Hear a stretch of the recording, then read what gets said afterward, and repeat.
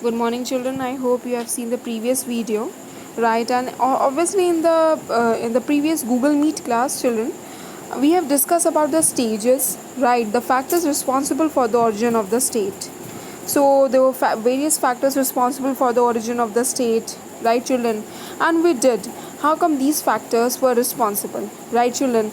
Like how come the stages, like the very first stage was a tribal state, then the next tribal stage, then the next stage was the city state, then the third one was the Roman Empire, then after that the birth of feudalism, right, and the church versus the state.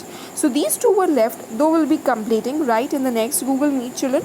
So in this video I'm going to explain you more things related to the emergence of the modern state from the origination of the state, children, right? As we have been referring to various factors responsible for the existence of the state, and how come state has been changed into the nation state. This we are going to do in this video, children. So let's start.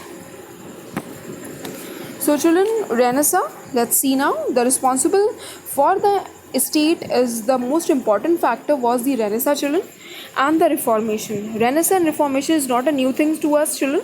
We already did in class 9th and 10th as well. So let's see. Again I repeat, what was Renaissance, children, and what was Reformation. So let's see now.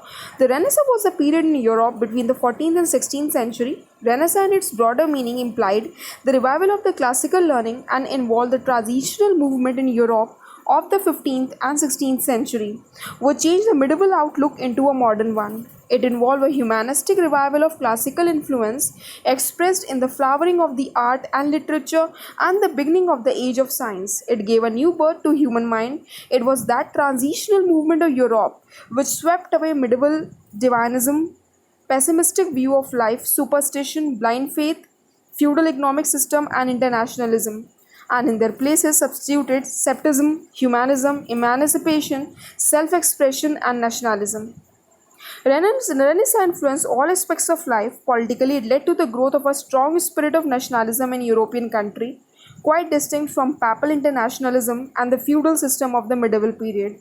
By the beginning of the 16th century, all the important European states such as France, Spain, and England got with a strong sense of nationalism both in their internal and external policy. So I also will have understood what was Renaissance, children, the changes that took place in the art, in the architecture. If you have seen the Michelangelo painting, children, it was made in Italy during the period of Renaissance, children, right? You have seen many art and art literature, science have emerged up during this period, right, children? So this is all, you can say this is all Renaissance, right? Let's come on to Reformation, children. Reformation, that means bringing changes into the society, and the society was European society, children, and where people were fed up with the domination of the popes. This we have already did in class 9, children. The pope dominated people as well as the king's lives, children, and kings were really fed up. They really want a change, and here who has brought the Reformation, it was the Martin Luther, the priest, the German priest who brought the Reformation, and the people who have accepted the reformational changes, children, they were known as Protestants, right? So we have two beliefs in European society. The one were Roman Catholics, and the other one the Protestants, children. So let's see what was Reformation. The coming of Reformation, which can legitimately be described as an indirect result of Renaissance, further gave strength to the spirit and forces of nationalism. The revolt against the authority of the Pope, the emergence of Protestantism, and the rise and strength of established national churches gave vital strength to nationalism and led to the consolidation of absolute monarchy in several European states. The European monarchy, British, French, and Spanish monarchy in particular, came forward quickly to possess and exercise its power, which previously stood limited by the authority of Roman Pope. Absolute monarchy appeared in different states of Europe. The state came to be a nation state, and it attracted people's full loyalty. Now next, birth of the nation state. In fact, politically, the modern age dawned with the emergence of absolute monarchy, children. So I hope so people have understood what was Reformation. Let's see now how the nation state get its birth. In fact, politically, the modern age dawned with the emergence of absolute monarchy in various states of Europe, which now came to be nation state and which had overthrown the feudal state. Though the traces of feudalism continued to exist until much later date in all continental states, nationalism as a system got definitely, established. The people started looking to their king as symbol of their respective nationalisms and the rulers of their respective nation state. Reformation indeed strengthened the hold of the monarchic principle in monarchic land and the principle of aristocracy in aristocratic land. Under the impact of Renaissance and under the immediate impact of Reformation, a strong centralized ruling authority, committed to maintain itself at every cost, got established in England, France, and Spain. The birth of absolute monarchy, nationalist, and strong monarchy was a direct result of Renaissance and Reformation movement, and the birth of a strong monarchy led to the emergence of nation state in various parts of Europe. I hope children, you people have understood that there was now afterwards, after Renaissance and Reformation, there stood the strong authority controlled and commanded by the monarchies. Monarchies, obviously, the kings and queens, children, the aristocratic states, they started holding right. They had a very good command over the people and the states. Now let's see how nation states rose to power. The nation state began taking shape around the year 1648 when the 30-year war in Europe was brought to an end by the Treaty of Westphalia. The treaty paved the way for this development because it recognizes that the Rome could no longer command the allegiance of the state and that Pope had no right to interfere in the affairs of the state in the name of his highest spiritual authority.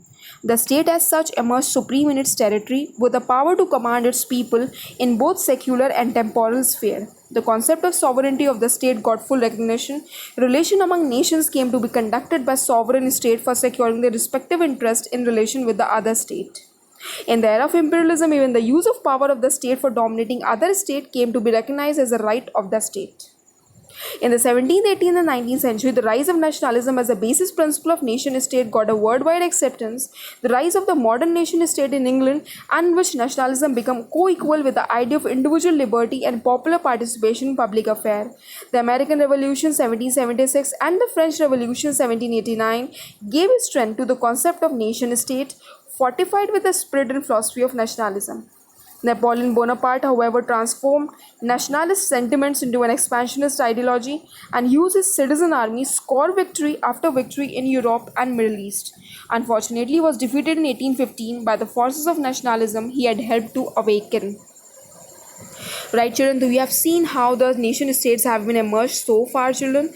Nation state stood under the control of the monarchies and the aristocracy, children, the rules of kings and queens, and how they simply established these states. And children, afterwards, they started, adopting the expansionist policy. These states started, acquiring the other territory. They started dominating the other territory, and this way they expand their own territories, children. So, and the best example was the example of Napoleon Bonaparte. The unification of Germany 1864-71 gave further strength to the concept of nationalism as a hallmark of the state. The philosophical foundation of the nation-state received tremendous strength from the ideas of Hegel, the German philosopher. The modernization of Japan and the rise of intense nationalism gave further strength to it. The march of events of the 18th and 19th century, particularly the coming of the Industrial Revolution in the 19th century, really invigorated the consolidation of the nation-state as a fundamental unit of protection. Right, children? Once this development had taken place, the resulting case of economic and social interaction within them and the relative isolation of their population from a neighboring state helped the solidification of different cultures, institutions, and linguistic and religious patterns of behavior which came to be identified with the nation-state. Right, children? So I hope so people have understood now how the nation-states took birth, children. Now let's see. Now come on to the main features of the nation-state, children. So in the sphere of international relation, its four basic credentials: nationalism, territorial integrity, sovereignty, and legal equality got fully recognized. So let's see now. The very first feature of the nation-state was the sovereignty of nation-state, children. Let's see what is it. Sovereignty came to be regarded as a hallmark of the nation-state. The concept of sovereignty implied internal external sovereignty. Internally, the state has the right to order the behavior of all its citizens and their association in all respect. Externally, sovereignty implied the right of the state to act out its desired role in international relations on the basis of its desired policies. The right to secure the goals of national interest by the use of national power got recognized as the supreme power of the nation-state. The right of each nation to use war as an instrument of its policy came to be defined as the sovereign right of each nation to protect and secure its sovereignty. Next, children, nationalism as a philosophy of nation state. The nation state was considered fortified with the philosophy of nationalism. In fact, the rise of nation state was accompanied by the rise of nationalism, which in turn strengthened the nation state.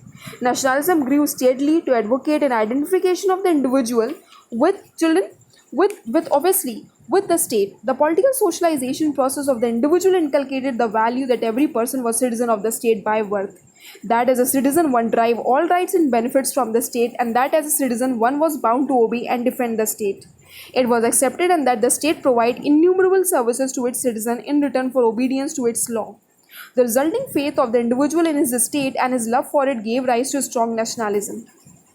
On the other hand, nationalism produced several conflicts. On the other hand, it led to a birth of a strong movement among dependent people to gain independence from imperialism and colonialism. In Asia and Africa, people began strongly opposing imperialism and colonialism for securing sovereign statehoods.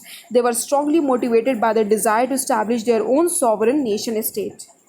The rise of nationalism was also accompanied by the emergence of aggressive nationalism in international relations.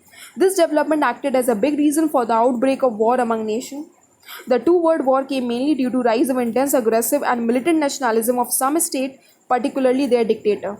Wherever the nation state was a reality, nationalism reinforced the state. When it remained an aspiration, nationalism endangered the existing multinational states. Next, territorial integrity, children. Now let's see what is it. The nation state came to be conceptualized as a territorial entity. Protection of the people living within its boundary became its chief responsibility. Territoriality became responsible for making the nation state right, children. Further, territoriality gave further strength to the concept of sovereignty and nationalism, just as these gave strength to it. Preservation of territorial unity and integrity of the state become a valuable part of nationalism and the sovereign right of the nation state. Last, children, legal equality. Finally, the nation state of the world came to be recognized as an equal sovereign state, irrespective of the sizes, population, military capability, economic resources, etc. International law recognized all states as equal sovereign entities with an equal legal status and rights. The nation state with all these four characteristics came to be the key actor in international relations. These worked as the actor in the international environment, and the international system came to be a nation system state. A system of relation interaction among the nation state acting through their respective government, statesmen and diplomats. As an international actor, the nation states conducted their relation in times of war and peace. So I hope so, children, you people have understood what is it all about, children. So we are coming to the end of the video. Just do listen to this video attentively, children, and any doubts we can clear in the next Google Meet, children. Right? Till then, thank you.